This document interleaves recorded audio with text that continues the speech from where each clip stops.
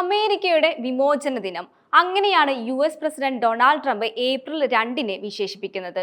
അമേരിക്കയ്ക്ക് ഉയർന്ന ചുങ്കം ചുമത്തുന്ന രാജ്യങ്ങളായി മുഖ്യമായും ട്രംപ് ലക്ഷ്യം വെക്കുന്നത്. എന്തായാലും ഇന്ന് താരിഫിന്റെ വിശദാംശങ്ങൾ ട്രംപ് പ്രഖ്യാപിക്കുന്നത് കാത്തിരിക്കുകയാണ് ലോകരാജ്യങ്ങൾ. വരുന്നിടത്ത് വെച്ച് കാണാമെന്ന് ട്രംപിന്റെ നിലപാട്. താരിഫ് ചുമത്തുമ്പോൾ ചില രാജ്യങ്ങൾക്ക് വലിയ തിരിച്ചടി ഉണ്ടാകുമെന്ന് ആശങ്ക.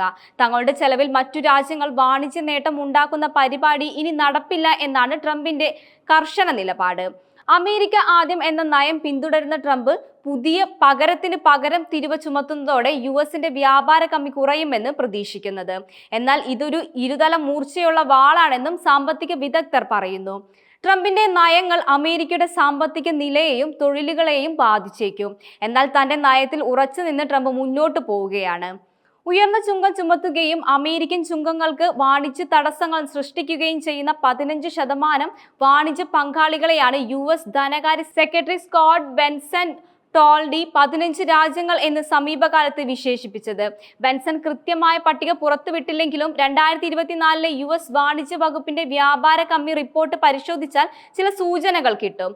അമേരിക്കയുമായി ഏറ്റവും കൂടുതൽ ചരക്ക് വ്യാപാരം കമ്മിയുള്ള രാജ്യങ്ങൾ ഇവയാണ്: China, European Union, Mexico, Vietnam, Ireland, Germany, Taiwan, Japan, ദക്ഷിണ Korea, Canada, India, Thailand, Italy, Switzerland, Malaysia, Indonesia. പട്ടികയിലെ ഈ രാജ്യങ്ങൾ US-ഉമായുള്ള വ്യാപാര അസന്തുലിതാവസ്ഥ പേരിൽ കൂടുതൽ പ്രത്യാഘാതങ്ങൾ നേരിടേണ്ടി വരുമെന്ന് കരുതുന്നത്. ഇതിനു പുറമെ അന്യമായ വാണിജ്യ നയങ്ങൾ പിന്തുടരുന്ന 21 രാജ്യങ്ങളുടെ പട്ടികയും US ട്രോൾ റെപ്രസെന്റേറ്റീവ് തയ്യാറാക്കിയിട്ടുണ്ട്. Argentina, Australia, Brazil, Canada, China, European Union, India, Indonesia, Japan, ദക്ഷിണ Korea, Malaysia, Mexico, Russia, Saudi Arabia, ദക്ഷിണാഫ്രിക്ക, സ്വിറ്റ്സർലാൻഡ്, തായ്വാൻ, തായ്ലാൻഡ്, തുർക്കി, UK, വിയറ്റ്നാം എന്നിവയാണ് ആ രാജ്യങ്ങൾ.